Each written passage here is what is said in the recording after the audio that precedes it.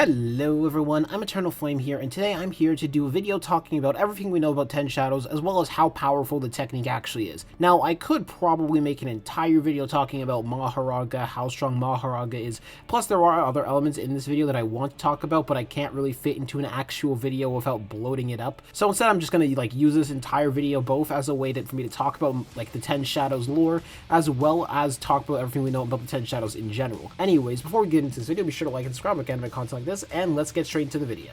10 Shadows is one of the treasure techniques among the Zenin family, with the ability to be able to summon a total of 10 shikigami using shadows as a medium. Each shikigami has their own separate abilities. 10 Shadows users have also shown off the ability to manipulate shadows themselves, albeit in smaller ways. While we currently only know a total of 3 of the users of 10 Shadows, due to Megumi's statement and how well tracked the Zenin clan has tracked the 10 Shadows technique, there is most definitely more than 3 users of 10 Shadows that have existed. Now, before we get into the shikigami that can be summoned for 10 Shadows, I do want to talk a bit about the shadow manipulation that is done through the technique, and how it really isn't that explored, but that might be an entire topic for another different video entirely, similar to what I did with blood manipulation. Which the 3 applications of the 10 Shadows that we have seen, where it's not based on the shikigami, is using your own shadow to store weapons. This is an application that Megumi created via storing Playful Cloud and several curse tools within his own shadows, effectively becoming a backpack for him to use. However, that's not the only applications for 10 Shadows. It is also possible to drag other people into the shadows and drag yourself into the shadows. Megumi uses this in order to spy on people as well as catch people off guard. And in this shadow-like realm, it's like being put into the ocean, except you can't really breathe because there's no oxygen in the shadows. So this is a very useful KO method if Megumi is able to keep someone down there for long enough. And finally, there is a domain expansion that comes with 10 Shadows that Megumi has shown off, where he was able to clone himself a bare minimum of 3 times that are each equal to him in power, as well as summon clones out of nowhere to be substitutes for damage, as well as clone his own shikigami within the domain. Basically, if Megumi were to master his domain, he could use his shadow clones as substitutes to take damage, basically making him completely immortal inside of the domain. However, there is a limit to Megumi's ability to carry objects within his shadows, and that is the fact he actually needs to carry it himself, which basically means whatever he can carry is the maximum amount he can carry. However, Megumi has shown off the ability to carry over 1 ton and carry several trucks, so a normal Jujutsu sorcerer is going to be fine, considering what Megumi has already shown off with 10 Shadows. At least in most circumstances, because most people aren't going to fight against a guy who can summon literal trucks on people or a literal house. Anyways, now we've gone the applications that have already been shown to us of how 10 Shadows users can use shadow manipulation. We're going to talk about the ritual and shikigami themselves. In order for a 10 Shadows user to gain more shikigami, they need to be able to beat the shikigami in combat. However, 10 Shadows users do get to start with 2 shikigami, which is the Demon Dogs. Now, it should be noted, Demon Dog White and Demon Dog Black are counted as the same shikigami, because for a while there was people theorizing whether Demon Dog White and Demon Dog Black were separate shikigami or not, but we do know for a fact they are counted as the same shikigami, which I'm going to get into a bit later into the video. However, yeah, a user of 10 Shadows do get to start out with these 2 shikigami for free, which these 2 shikigami, while not being the most powerful, they do have incredible tracking ability, as well as decent biting force and decent amount of speed, but they're mainly just used for tracking and just startle of the mill combat. However, when they get totality together, they become much more powerful, which is where I'm going to get into totality. Totality is the art where when one shikigami dies, its power and strength get passed down to the other shikigami, instead of going nowhere. So even if you were to kill one shikigami, it ends up making another one stronger. However, when the white dog died, it ended up fusing with the black dog, making Divine Dog Totality, which Divine Dog Totality is so much more powerful than the other 2 that it's ridiculous, because the other 2 dogs got kind of destroyed by a finger bearer. However, Divine Dog Totality is able to do decent amounts of damage against Hanami. And that was back in the Goodwill arc. And for people who don't know why this is important, it is stated directly by Mahito to another shikigami user, being Junpei, that as Junpei gets stronger, so will his shikigami. That his shikigami will get stronger, and that his poisons will also get stronger, implying very heavily the shikigami gets stronger alongside the user. Which means later on versions of Divine Dog Totality will be even stronger in comparison to the one that was in Goodwill that could already damage Hanami, due to the fact that Megumi gets stronger as the series continues.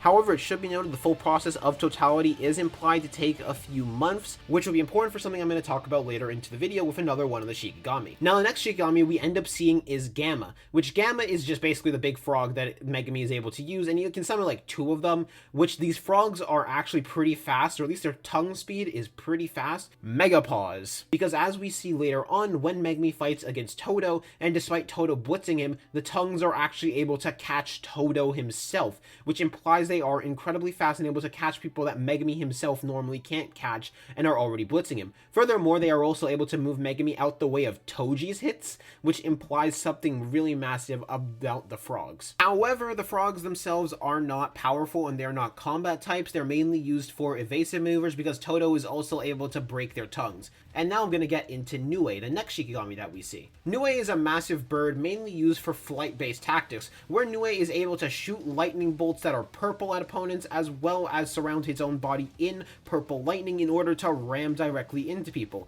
It's mainly used for aerial attacks, and like in Jujutsu Kaisen, there aren't that many characters who can actually fly, so Nue is a massive, massive advantage in the world of Jujutsu Kaisen, especially because of how useful its lightning effects are. Because Nue's lightning effects are compared to a later character who is able to cause a stun effect through their electricity in the manga. Now, before I do get into the next shikigami, I'm going to talk about something that I have come to call partial fusion, which partial fusion is basically what Megumi did to combine Nue's wings with Gamma as a frog and use it against Todo. However, these aren't real shikigami, but as a result of that, they are incredibly weak because it's just Megumi crafting the shikigami himself out of the 2 other shikigami. But as a result of that, when these 2 shikigami die, Nue or Gamma do not actually die, which allows him to use weaker versions of the shikigami in battle in order to help him and assist him. However, it's these frogs that are the tongues that Todo breaks, so they just aren't that powerful, but they are still able to be pretty useful in combat with a smart user, as Megumi has showed off. Now after that is Orochi, which Orochi is the serpent that Megumi uses against Free Finger Sukuna, who took his heart out, but we unfortunately don't know much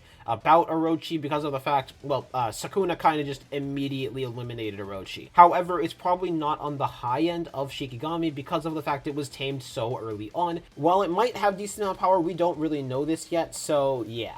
And we just unfortunately will never find out about Orochi's power because Orochi was kind of killed before it could get its time to shine in the sun. Now there's something I want to talk about that a lot of people have had as a misconception now that we have gotten on to the next shikigami, which is there is an order behind the shikigami that have to be tamed, which is a misconception in the fandom. While yes, there is more than likely an order the shikigami are supposed to be tamed under, there really isn't an order that you're forcefully meant to follow, other than the fact you start with Demon Dog. This is explained in how taming a shikigami works by Megumi, where you can technically have anyone involved in a ritual in order to exercise the shikigami, however, it will make the ritual null and void because you had someone else to help you. However, the user of the 10 Shadows can fight any of the shikigami at any point they want solo instead, in order to make sure they win and try and tame the shikigami on their own. For example, Megumi summoned Mahoraga and was about to summon Mahoraga on Sukuna back in the detention center, despite not having Max Elephant tamed at that point, which I'm now going to talk about his next shikigami, Max Elephant. Max Elephant is an incredibly heavy shikigami, which Megumi mainly uses to make combos with his other shikigami, Nue. This is due to the fact that Max Elephant is able to shoot out a large concurrent amount of water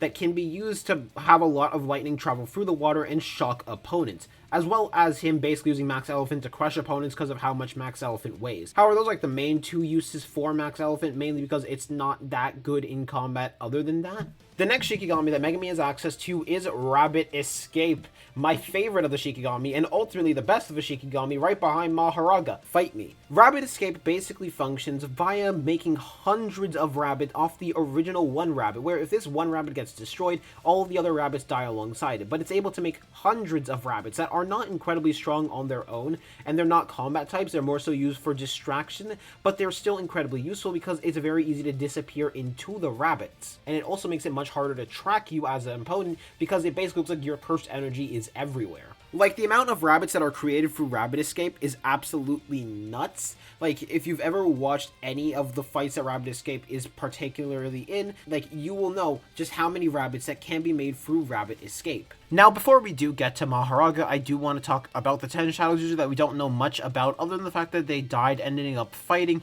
a 6 size plus Limitless user. While we do not know much about this 10 Shadows user, we do know that this 10 Shadows user fought the 6 size plus Limitless user, and the both of them killed each other in a mutual battle. However, Megumi speculates that's because they summoned Mahoraga, and Mahoraga eliminated the both of them in the exact same way that Megumi is doing it so against Haruta. However, the reason why I want to talk about this is because there's always been two interpretations the fandom has, which is whether Megumi is right about his prediction or Megumi is wrong about his prediction. However, the anime does kind of lean closer to implying that Megumi is wrong about his prediction because of a specific line they add into the anime, at least in my opinion, that kind of gives the impression that Megumi was wrong. In the anime, a specific line was added to Megumi's internal monologue where he specifically says that doesn't mean I can become a sorcerer capable of beating you, when Gojo specifically says, understand what I'm getting at. Now, the reason why this is so important is because I believe it's the narrative trying to imply that Megumi is directly still wrong about how he is thinking, and his reliance on Mahoraga is a bad thing, and he still does have the potential to reach Gojo's level. However, you can have your own interpretation. This is like my only video I'll ever get the chance to talk about this, so I just want to bring this up now before we actually do get into Mahoraga. Mahoraga, or Makura, whichever you want to call it. I'm going to call it Mahoraga for the rest of this video, purely because I'm used to calling it Mahoraga from the manga. However, if you want to call it Makura, you can, and that's up to you. Is by far and away the strongest of all of the shikigami that the 10 Shadows has access to, with amazing physical power as well as amazing speed and durability, as well as an amazing healing factor, but it also has other abilities too that I'm going to get into now. With the first of its two abilities is a sword directly connected to its hand that contains either a massive amount of positive curse energy or it can be swapped to negative curse energy if needed. And the positive curse energy contained within the sword on Mahoraga's hand is so powerful that it's capable of one-shotting cursed spirits that are on the level of 15-finger Sukuna, purely because of the fact Sukuna directly says himself, if he was a cursed spirit, he would have been a goner. Which is absolutely nuts, considering the fact that 15-finger Yuji Kuna is by far and away one of the strongest characters in all of Jujutsu Kaisen. In the anime, Mahoraga also gets a few more special abilities before I get into the adaptation, which in the anime, Mahoraga gains the ability to grow and shrink himself, as well as alter its entire size. And when I say grow, I don't mean like he's getting 10 feet big or 20 feet big or no. He is so big, he's using trains like nunchucks. He is so big, he can make Sukuna fit within his hand. That is how massive Mahoraga can grow. And now let's get on to adaptation and how adaptation functions. Mahoraga's adaptation allows Mahoraga to adapt to any attack that ends up hitting Mahoraga. As we find out later in the manga, that if you would use the same attack on Mahoraga more, Mahoraga is able to adapt to the attack even quicker. That is why he has such an easy time adapting to Cleave, because Cleave is just a massive rapid amount of attacks that are all being launched directly at Mahoraga, which is giving Mahoraga more time to adapt. When Mahoraga's wheel turns, however, that is when the adaptation is finished. However, based on what we can tell about Mahoraga, after Mahoraga finishes adapting, it's more like its physical body itself is directly changed in order to become immune to that very thing that was previously attacking him. In the anime though, Mahoraga gets another ability that's kind of even more nuts, where if he's already started adapting to a technique or is already adapted to a technique, even if that technique is enough to wipe out his entire body, he can regenerate from nothing. Like, it's actually kind of nuts. Mahoraga walks through the entire domain, his entire body is wiped out, and then he heals himself from nothing that's left. However, Mahoraga does have one weakness that I didn't notice for a long time until I actually watched the anime and reread the fight, which is Mahoraga might not be able to adapt to normal cursed energy reinforcement. When Sukuna was battling against Mahoraga both in the anime and the manga, Sukuna immediately started the fight by directly punching Mahoraga in the face. However, the wheel only starts to turn after Mahoraga is hit by Cleave, which implies basic curse energy reinforcement can't be adapted to by Mahoraga. So if there was someone strong enough, it might be possible to straight up beat Mahoraga through curse energy reinforcement, which is kind of nuts, but at the same time, there's not ever been someone strong enough to just beat him through curse energy reinforcement or just try to beat him through curse energy reinforcement. Oh, and also let me just talk about this wheel that's on Mahoraga's back, because this wheel is basically indestructible. Like, Mahoraga got hit by the fire arrow, which completely atomized and destroyed its body completely, but the wheel still remained and just got turned to shadows after. Like, this wheel is durable. Which, the wheel is a Dharma Chakra, by the way. Now, if you're an anime only, this is where the video ends for you, because the rest of the video, we're just going to talk about the things that happen in the manga, and the manga shows us about 10 Shadows. However, if you do want to continue on because you're either a manga reader or you want to learn more about 10 Shadows that's in the manga, then be sure to continue watching this video. Anyways, I think that's enough time I stalled for the anime onlys to leave this video. I'm going to see you all later if you're an anime only, and let's continue with my fellow manga readers. Now, unfortunately, after this point, Megumi doesn't really show us anything new with 10 Shadows, so we're going to get on to the other user of 10 Shadows, Meguna. So up first, let's talk about the massive, juiced out, roided out, gone to the gym Nue, which is actually a chimera between Nue and Orochi, which is why it's so big and has a snake tail. We figure out through a volume extra page that just Gege forgot to draw a symbol on its head to actually show it was a chimera. Now this juiced up Nue is able to fire out lightning bolts from the heavens that are literally like the size of buildings. They're kind of nuts. Now they are pretty powerful, but like we don't know how powerful they are because the only other character we see hit them is Maki, and while Maki does seem to take a bit of damage, it's not that much damage. We also get a bit more confirmation in the Yorozu fight that Sukuna, through his cursed energy, is basically able to enhance the abilities of shikigami. For example, Sukuna, through Rabbit Escape, is able to make so many rabbits, it can literally make a tidal wave of rabbits over Yorozu that cover the entire area. Or he can make Myriad Elephant much more heavy and much bigger. On top of that, in his battle against Yorozu, he introduces two new shikigami that we unfortunately only get to see in that battle, but they are incredibly powerful and have pretty good abilities on their own, those shikigami being Piercing Bull and Madoka Deer. I'm gonna go with the order that we see them in, which the first one of them we see is Piercing Bull. Piercing Bull is able to basically increase its power the longer it runs. However, as a result of that, it's only able to travel in one direction because of the fact it can hypothetically gain infinite power so long as it keeps running.